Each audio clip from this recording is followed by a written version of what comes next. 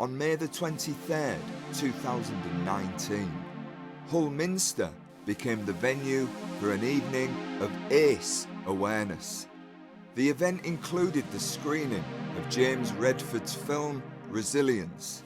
This screening was followed by a question and answer session with a panel of guests representing the police, the medical profession and social care.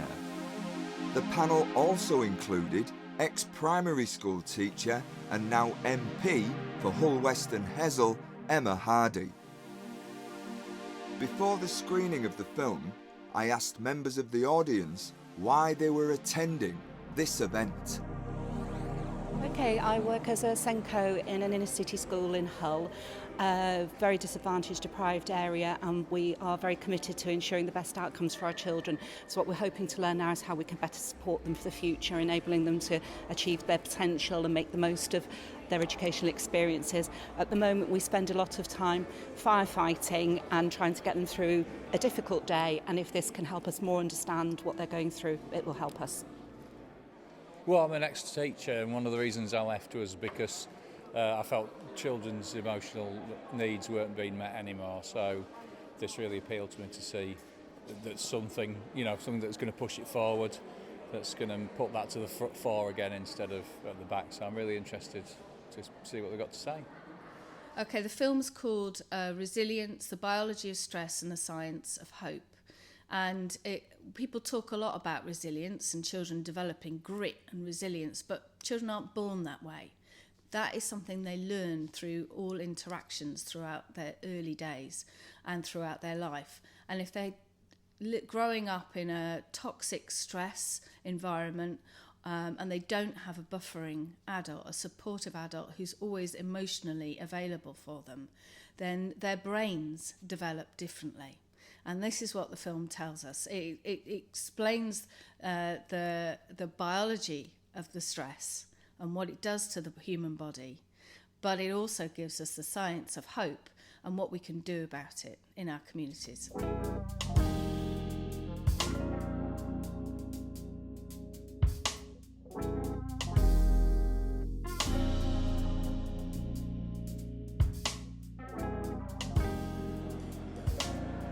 I'm here because I'm really interested in the whole thing about resilience, especially with children, because I've done a lot of work abroad with kids and back in the UK, and it just strikes me that they have a really hard time, in life. And I think if I had to put up with what they have got coming at them these days, I don't know if I would have had as much strength as I see in them. Maybe I would, but I don't know, But I do see a lot of strength, but also kids with increased anxiety and mental health problems, and it troubles me, and I'm just interested in how to support kids and build their resilience. I work with children with mental health problems, and I think I just want to know a bit more about, again, resilience and what's going on behind it, like related to trauma.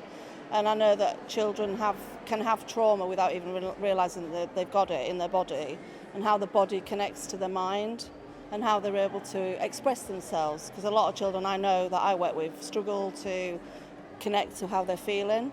And then if that's not dealt with in childhood, then it goes into adulthood.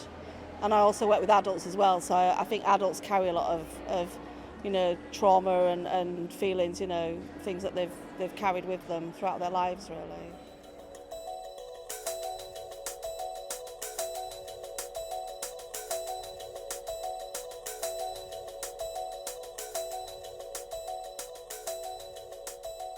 Okay, ACEs are adverse childhood experiences, so bad things that happen to you when you're tiny. When you are very, very small, even before you're born, your brain is developing at a huge rate. Neurons are being formed at some ridiculous rate, much, much faster. Your brain is building itself, and it builds itself based on experiences. So in the womb, an adverse experience might be mother's stress level, because the baby is being bathed in the mother's stress hormones. After birth, it might be shouting in the home. It might be being abused yourself, being neglected.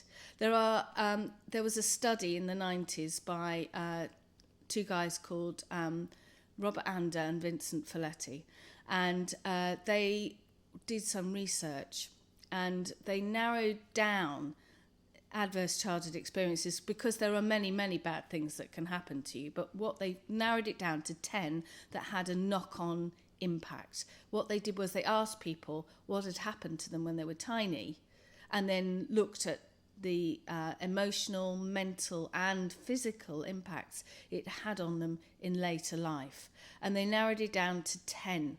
So in the UK, there have been studies about how many ACEs the general population has had, and what they found is that 53% have had no ACEs, very lucky people. 23% of us have had one, 16% 2 to 3, and 9% of the population have 4 or more ACEs. And Professor Mark Bellis, who's based in Bangor University in Wales, he found out that he describes 4 ACEs as being the tipping point. 4 or more. 4 or more ACEs makes you more prevalent to all kinds of physical and emotional and mental problems in future life.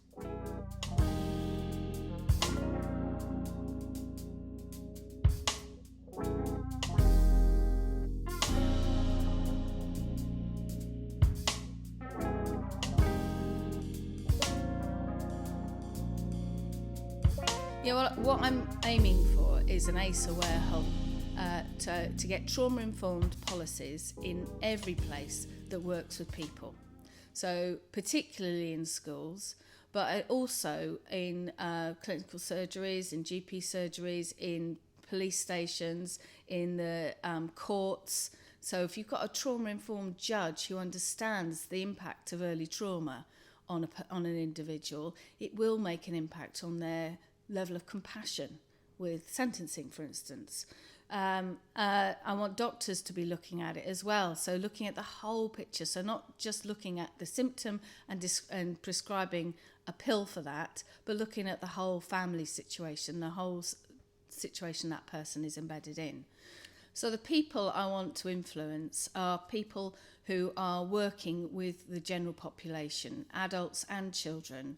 I'd like to see every policy for every interaction to be ACE aware, and for people to be trauma informed in their premises, so people understand that people are coming through their doors with different issues and maybe think differently and process things differently, and everybody understands that and is ready for that and will have the compassion to react positively with everyone.